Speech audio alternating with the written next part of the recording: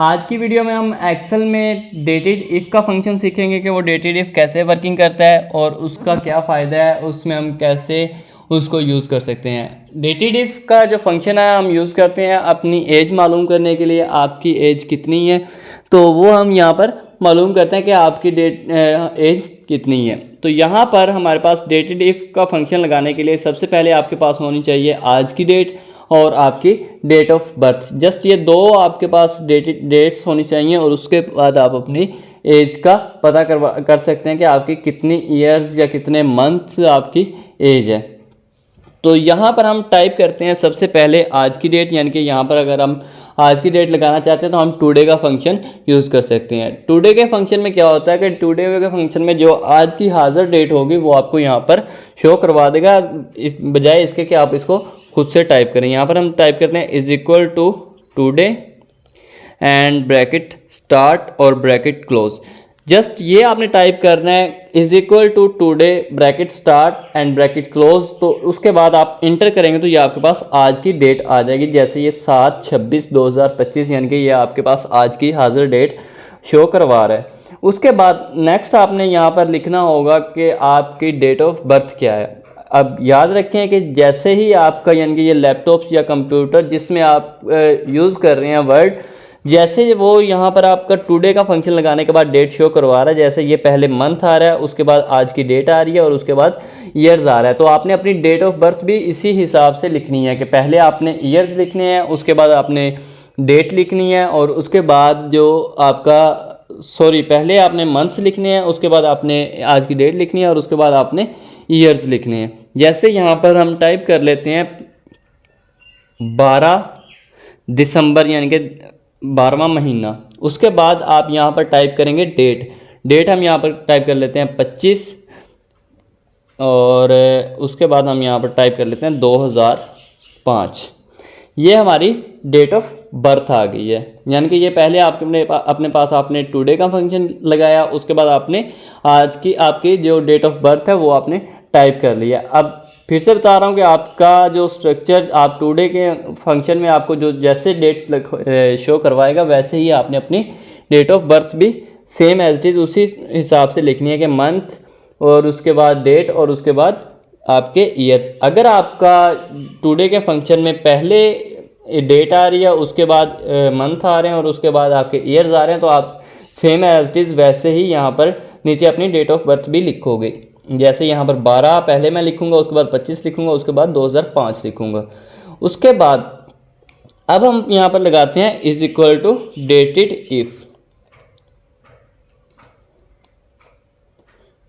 If and bracket start.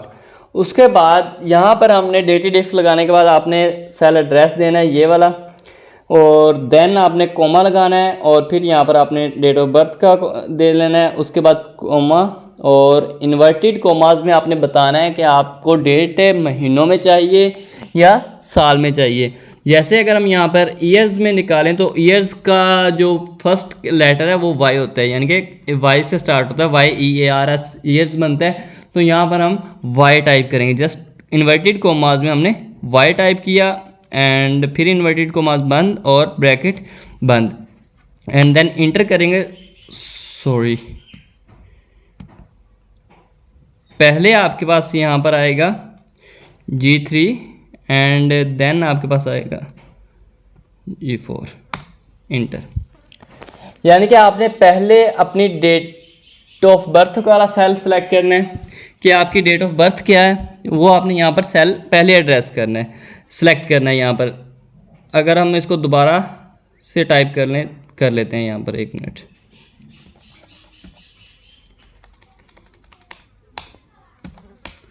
यहाँ पर हम सिलेक्शन देंगे कि पहले आपकी डेट ऑफ बर्थ वाला सेल आपने सेलेक्ट करना है कि आपकी डेट ऑफ बर्थ क्या है एंड देन कोमा लगाना है। कोमा लगाने के बाद आप यहाँ पर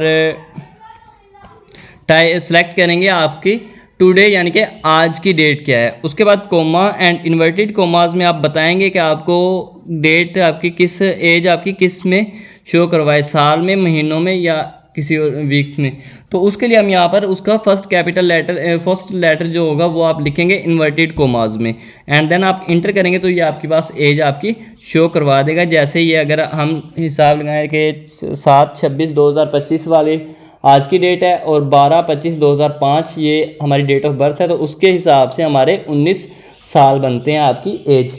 अब इसमें क्या होता है कि इसमें मुकम्मल 1 साल होने के बाद अगर आपके 19 साल 11 मंथ हैं तो ये फिर भी आपको 19 ही शो करवाएगा, क्योंकि जब तक आपका अगले 12 महीने पूरे नहीं होते तो तब तक आपका ये साल नहीं बढ़ाएगा। जैसे ही ये 12 महीने पूरे होंगे तो आपके यहाँ पर 20 शो करवा देगा, यानी कि ये आपके मुकम्मल जो साल हो चुके हैं वो आपके गिनेगा, उससे ऊपर आपके जो दिन होंगे वो आपको शो नहीं करवाएगा।